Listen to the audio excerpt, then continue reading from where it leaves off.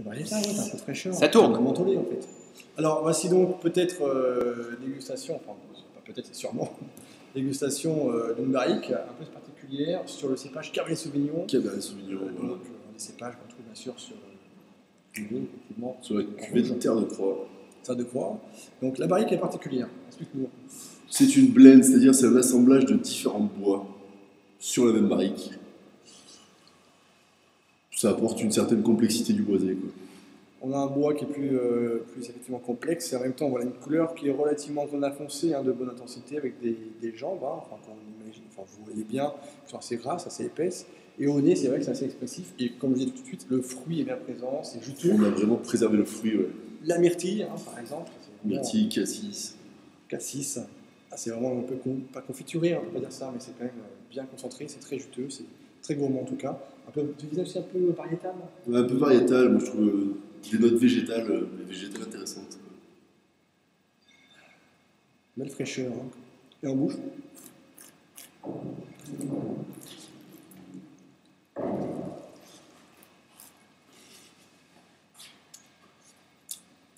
Il part à cracher. Ouais. Donc en bouche, on voit qu'on est quand même au milieu d'élevage. C'est pas du tout près, quoi. Après, c'est vrai. tannique, Voilà. on a la sécheresse du bois. La bouche, en fait, elle est, pour un vin bovin, forcément plus élégante, plus construite. Ici, c'est un vin qui est en élevage, Voilà. forcément il est un peu déstructuré, donc du coup on a une attaque qui est quand même assez vive, assez intense, avec une belle matière. Cette matière, en fait, elle est un peu partagée en d'autres parties. Voilà. On a l'attaque, le milieu de bouche, et après on a une fin de bouche qui est un peu plus... Qui est beaucoup plus sèche, qui est très un dur. peu dur. C'est-à-dire que les tanins sont présents, on a ce qu'on est un peu taquin, un peu rugueux, mais ça reste complètement normal. Complètement normal, et ça sera le garant d'une bonne garde derrière.